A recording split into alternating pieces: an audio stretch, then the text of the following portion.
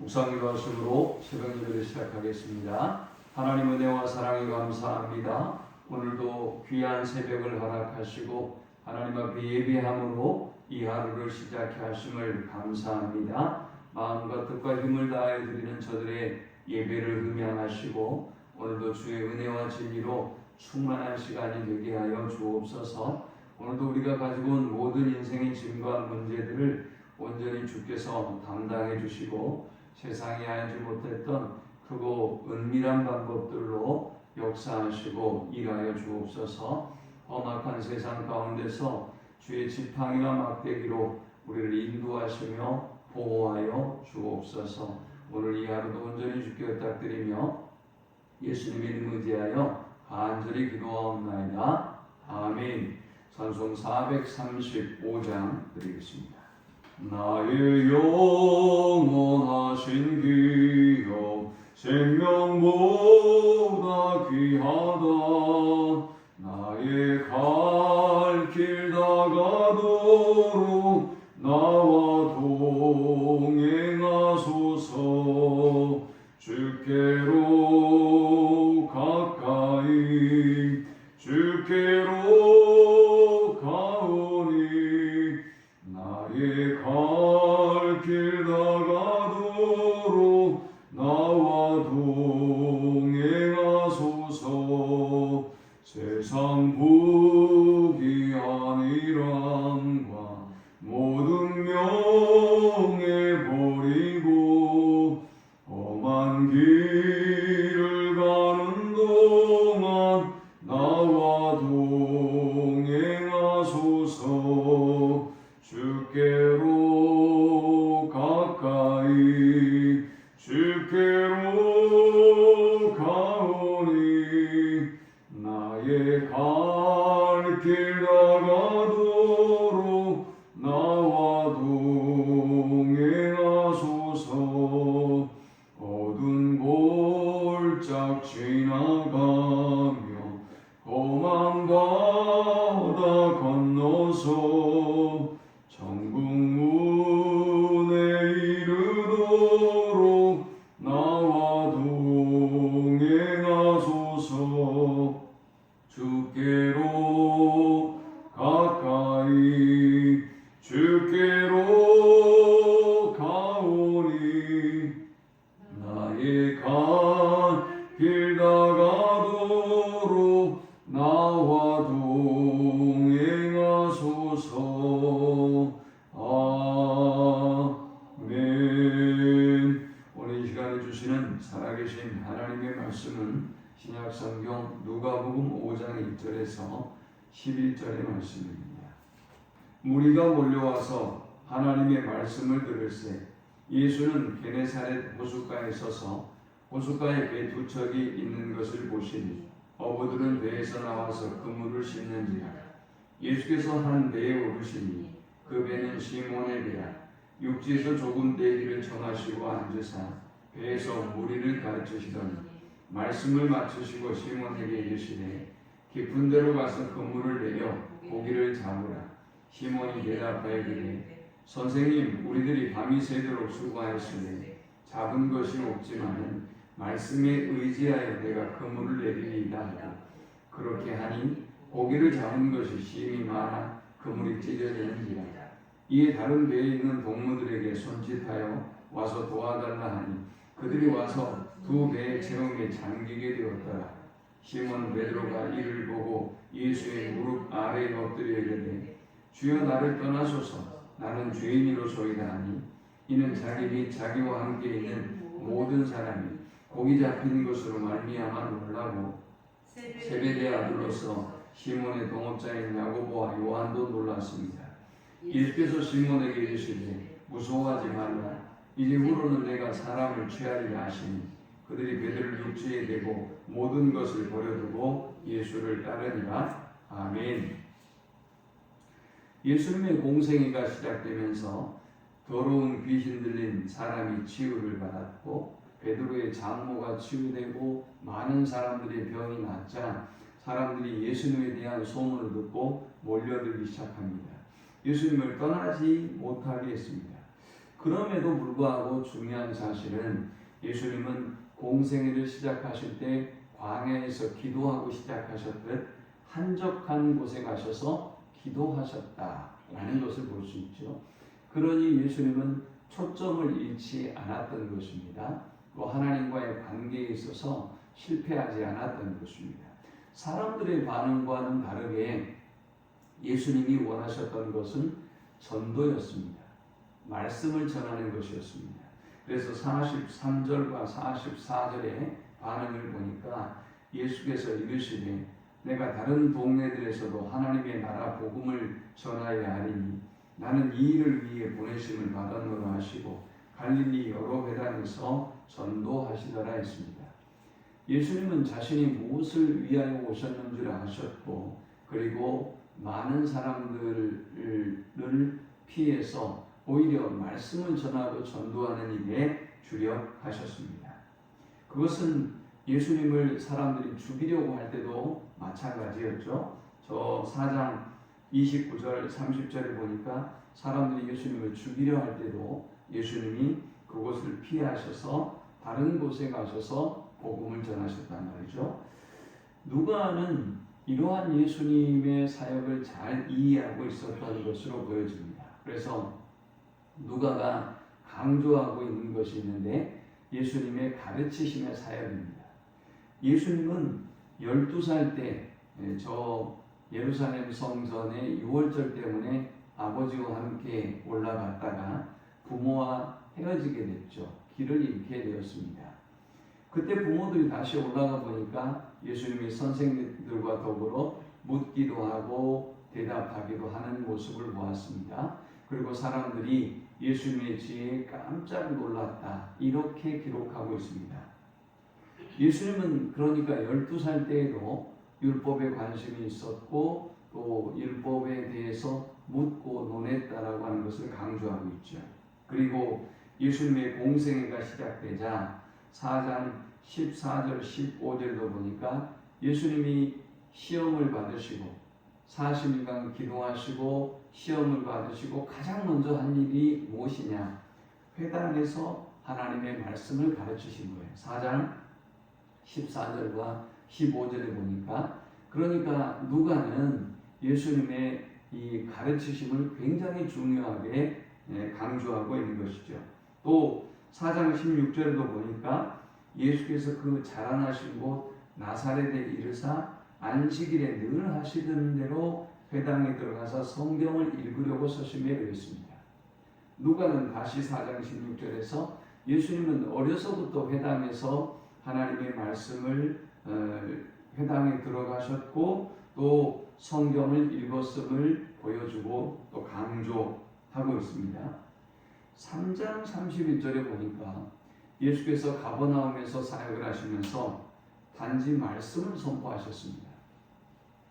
31절과 32절에 보면 갈릴리의 가버나움 동네에 내려오사 안식일에 가르치심에 그들이 그 가르치심에 놀라니 이는 그 말씀이 권위가 있었음이라 그랬습니다. 자, 이렇게 예수님의 가르치심에 대해서 강조했는데 예수님이 말씀을 선포하자 일어나는 반응을 여러분 잘 보십시오. 4장 33절과 34절에 보니까 예수님이 가르치시기만 했어요. 다른 걸 한 게 아니에요. 말씀을 선포하고 가르치시기만 했는데 33절에 보니까 회당에 더러운 귀신 들린 사람이 있어 크게 소리질러 이르되 아 나사렛 예수여 우리가 당신과 무슨 상관이 있나이까? 우리를 멸하러 왔나이까? 나는 당신이 누구인 줄 아노니 하나님의 거룩한 자니이다 라고 반응하고 있는 걸 봅니다. 단지 하나님의 말씀이 선포되었는데 이 귀신 들렸던 사람의 반응을 보니까 이 안에 들어있었던 이 사람을 괴롭히던 귀신이 뭐라고 얘기합니까? 우리를 멸하려 합니까? 라고 말했습니다. 여러분 이것이 하나님의 말씀의 권위고 권능인 것입니다.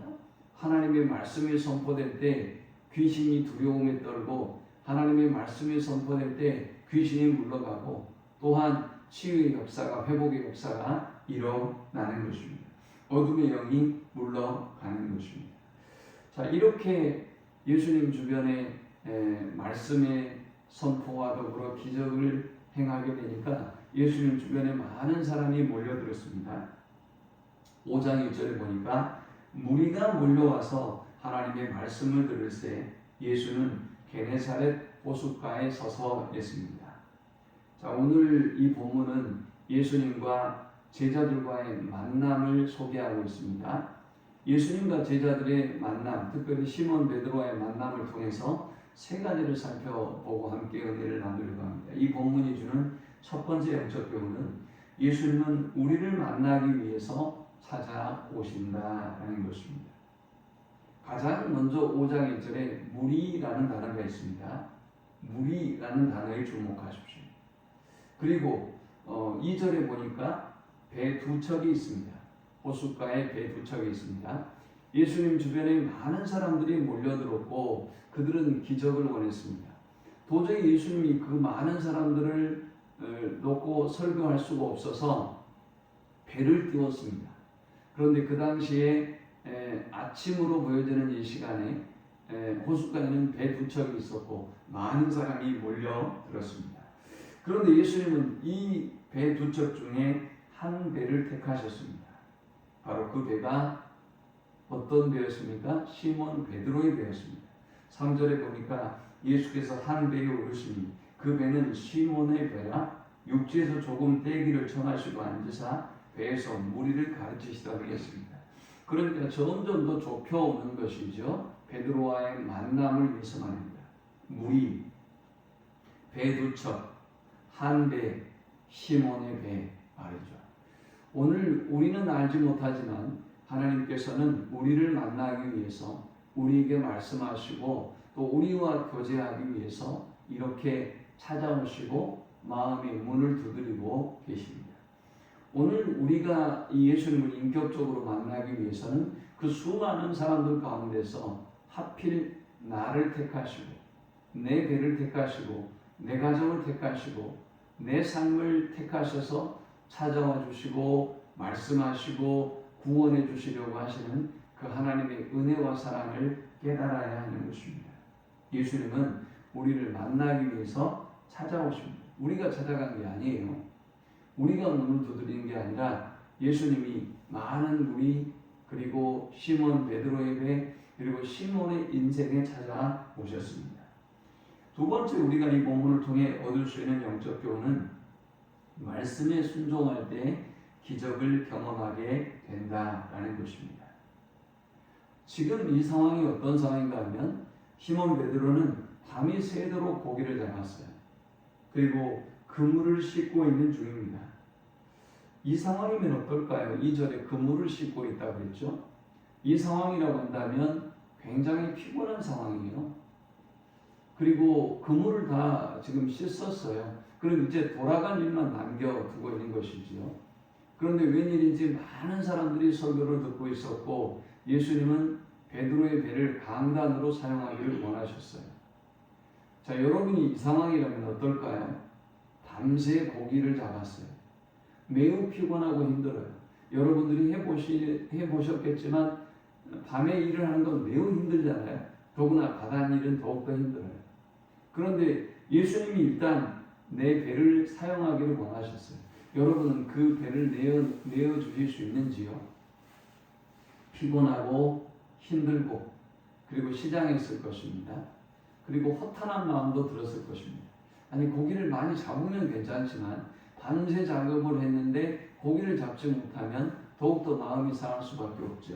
그런데 놀라운 것은 베드로는 자기 배를 예수님께 강단으로 내어드렸다는 것입니다. 그리고 예수님의 설교가 다 끝나고 난 다음에 예수님은 4절에 말씀을 마치시고 시몬에게 이르시되 깊은 데로 가서 그물을 내려 고기를 잡으라. 시몬의 반응은 놀랍습니다. 5절에 시몬이 대답하여 이르되 선생님 우리들이 밤이 새도록 출고하였으되 잡은 것이 없지만 말씀에 의지하여 내가 그물을 내리리이다 하고 했습니다. 시몬 베드로가 처음 본 예수님을 왜 선생님이라고 했을까요? 그의 배를 강단으로 내어주었기 때문에 예수님이 어떤 분인지 알게 되었던 것입니다. 그분의 설교를 그가 원치 않았지만 들어야만 했습니다. 그리고 많은 사람들의 반응도 그가 보았습니다. 이분이 정말 뛰어난 율법의 선생님이다 라고 생각을 했을 것입니다. 그래서 선생님이라고 고백합니다. 그런데 참 놀라운 사실은 베드로의 순종입니다. 여러분 같으면 이 상황에서 순종할 수 있었을까요? 사실 이 게네사렛 호수는 베드로가 잔뼈가 굵은 호수예요. 경험적으로 너무나 잘 알고 있는 호수입니다. 베드로는 예수님에 비해서 이 게네사렛 호수와 그리고 자신의 업에 대한 전문적인 지식을 가지고 있습니다. 경험을 가지고 있습니다. 전문성이 있고 그리고 밤새 이미 경험을 했습니다. 오늘은 안 잡히는 날이야 라고 아마 판단하고 생각했을 것입니다. 그리고 그물을 다 씻었기 때문에 매우 귀찮고 힘든 상황입니다. 그런데 이 모든 것들을 다 뒤집어 엎어서 주님의 말씀에 순종할 수 있었기 때문에 베드로는 기적을 경험합니다. 단지 한 가지요. 베드로의 말에 의하면 밤이 새도록 수고했으되 잡은 것이 없지만은 말씀에 의지하여 내가 그물을 내리리이다 하고 그렇게 하니 고기를 잡은 것이 쉼이 많아 그물이 찢어지는지라 했습니다. 우리가 하나님의 능력을 경험하고 하나님의 살아계심을 경험하고 또 기적을 경험하기 위해서는 말씀에 순종하는 삶을 살아야 하는 것입니다. 그러나 이것이 쉬운 일은 아니죠. 우리의 지식과 경험과 또 우리의 이 허탄한 빈대의 인생을 인정하는 것이 쉬운 일은 아니에요.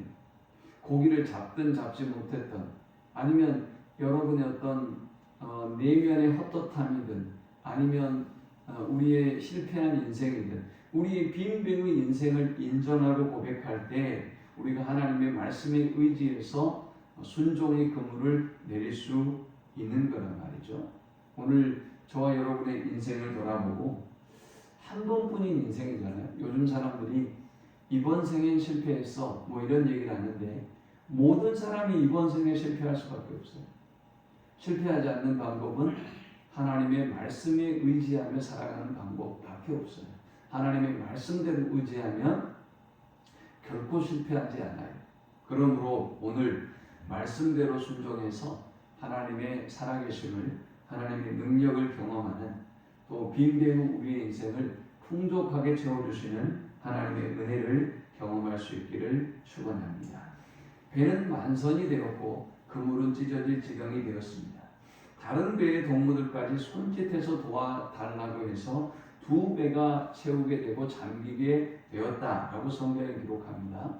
우리가 말씀대로 살아가면 내 인생뿐만이 아니라 다른 배, 다른 사람의 인생까지도 풍성하게 채워주는 역사가 임한다라는 것을 보여주는 것이죠.